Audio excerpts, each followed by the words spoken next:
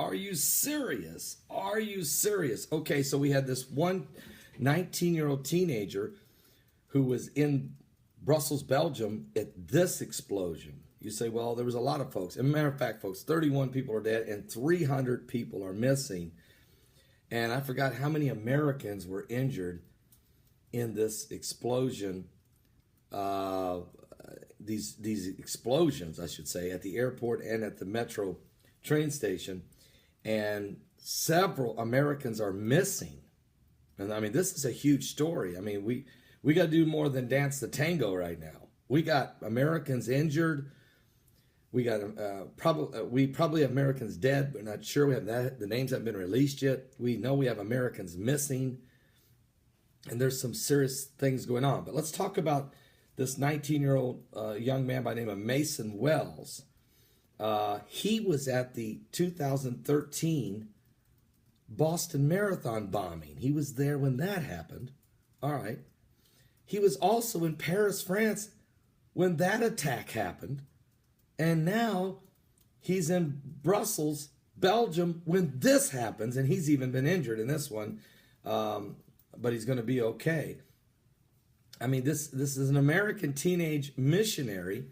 He's injured in the attack in Brussels. But what are the odds? I mean, I got to ask the question, what are the odds of a young man being in all three major terrorist events and in three different countries at the same time, at three different major events, and he was there 3 times? The odds of that, I don't know if that's even on the charts. Now, he's a missionary. He suffered a ruptured Achilles tendon and shrapnel injuries, with also 2nd and 3rd degree burns on his face and hands. He needs a prayer. He was with 2 other American Mormon missionaries. They were also injured.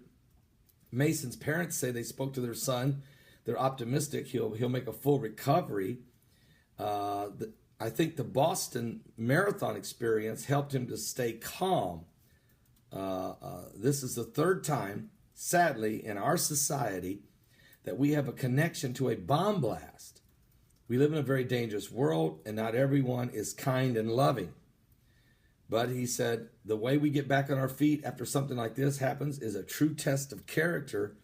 We are blessed significantly by God, and we see a blessing by this and not a terrible curse. So you got, I mean, it's just incredible. It's an incredible phenomenon, to be quite honest, that one young man could be at the Boston Marathon during that explosion, could be in Paris, France during that horrific attack back in November 13th, and is in Belgium and is injured in this explosions there in Belgium. An incredible story, but we pray for him and his friends and all of the wounded folks. There's 300 people wounded, and 61 of them are in critical condition. And I don't know how many of them are in comas. This is a horrific thing that's happened. It is awful what's happened. We're fortunate that only 31 people died, because it could have been a whole lot more than that. But the people who didn't, many of them have suffered horrific injuries. And some may never really ever fully recover. And some of these folks may still die yet before it's over. This is how critical the situation is. And as radical Islam continues to spread its message, and this is ISIS, by the way. Oh, and by the way, this is the JV team that President Obama talked about. Remember when President Obama said that 2 years ago, he said ISIS is contained. A year ago, he said it's a JV team. A year later, they're blowing up people and killing people now, not just in Syria and not just in Iraq, but this is becoming a worldwide, global attacks everywhere. And you couple that with the migrant crisis that's sweeping through Europe and affecting the United States and the rest of the free world. We are on the brink of the beast, folks. We're on the edge of eternity.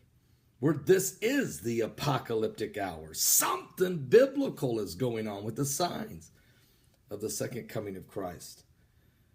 We need to really pray and get things right with God, and we need to walk in the love of the Lord, okay?